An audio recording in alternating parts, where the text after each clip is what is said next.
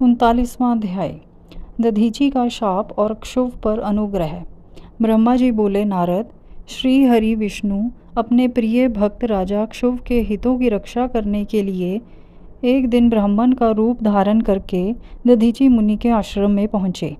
विष्णु जी भगवान शिव की आराधना में मगन रहने वाले ब्रह्म ऋषि दधीची से बोले कि हे प्रभु, मैं आपसे एक वर मांगता हूँ। दधीची श्री विष्णु को पहचानते हुए कहने लगे, मैं सब समझ गया हूँ कि आप कौन हैं और क्या चाहते हैं, इसलिए मैं आपसे क्या कहूँ। हे श्री हरि विष्णु, क्षुभ का कल्याण करने के लिए आप यह ब्राह्मण का वेश बनाकर आए हैं। आप ब्राह्मण वेश का त्याग कर दें। लज्जित होकर भगवान विष्णु अपने असली रूप में आ गए और महामुनि दधीची को प्रणाम करके बोले कि महामुनि, आपका कथन पूर्णतः सत्य है। मैं यह भी जानता हूँ कि शिव भक्तों को कभी भी किसी भी प्रकार का कोई भी भय नहीं होता है, परंतु आप सिर्फ मेरे कहने से राजा क्षुभ के सामने यह कह दें कि आप राजा क्षुभ से डरते हैं। श्री विष्णु की यह बात सुनकर दधीची हंसने लगे। हंसते हुए बोले कि भगवान शिव की कृपा से मुझे कोई भी डरा नहीं सकता। जब कोई वाकई मुझे डरा नहीं सकता तो मैं क्यों झूठ बोलकर पाप का भागी बनूं। दधीची मुनि के इन वचनों को सुनकर विष्णु को बहुत अधिक क्रोध आ गया। उन्होंने मुनि दधीची को समझाने की बहुत कोशिश की। सभी देवताओं ने श्री विष्णु जी का ही साथ दिया। भगवान विष्णु ने दधीची मुनि को डराने के लिए अनेक गण उत्पन्न कर दिए, परंतु दधीची ने अपने सत्य से उनको भस्म कर दिया। तब विष्णु जी ने वहाँ अपनी मूर्ति प्रकट कर दी। यह देखकर दधीची मुनि बोले, हे श्री हरि, अब अपनी माया को त्याग दीजिए।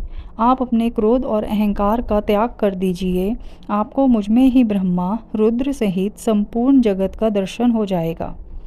मैं आपको दिव्य दृष्टि प्रदान करता हूँ। तब विष्णु जी को दधीची मुनि ने अपने शरीर में पूरे ब्रह्मांड के दर्शन करा दिए। तब विष्णु जी का क्रोध बहुत बढ़ गया। उन्होंने चक्र उठा लिया और महर्षि को मारने के लिए आगे बढ़े, परंतु बहुत प्रयत्न करने पर भी चक्र आगे नहीं चला।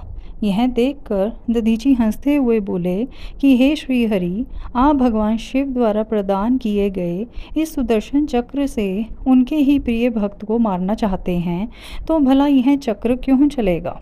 शिवजी द्वारा दिए गए अस्त्र से आप उनके भक्तों का विनाश किसी भी तरह नहीं कर सकते, परंतु फिर भी यदि आप मुझे मारना चाहते हैं तो ब्रह्मास्त्र आदि का प्रयोग कीजिए।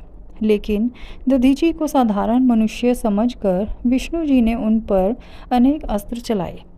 तब दधीची मुनि ने धरती से मुट्ठी पर कुशा उठा ली और कुछ मंत्रों के उच्चारण के उपरांत उसे देवताओं की ओर उछाल दिया।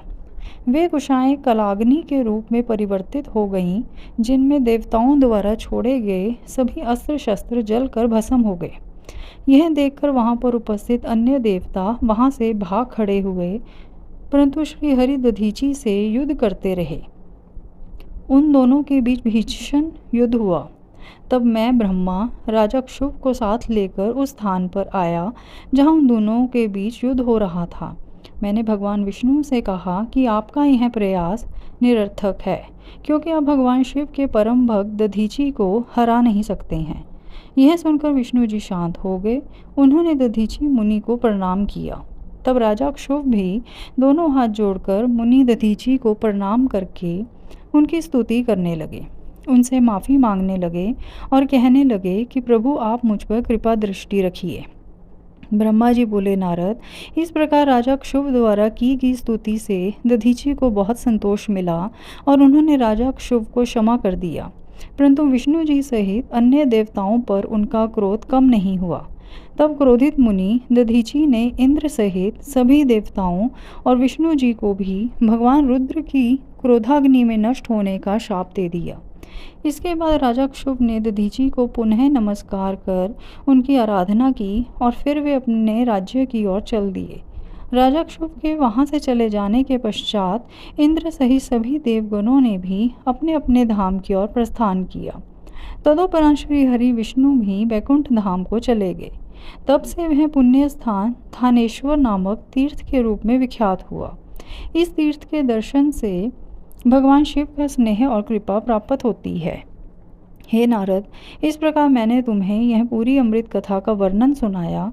जो मनुष्य क्षुभ और दधीचि के विवाद से संबंधित इस प्रसंग को प्रतिदिन सुनता है, वह अपमृत्यु को जीत लेता है तथा मरने के बाद सीधा स्वर्ग को जाता है। इसका पाठ करने से युद्ध में मृत्यु का भय दूर हो जाता है तथा निश्चित रूप से विजय श्री की प्राप्ति होती है।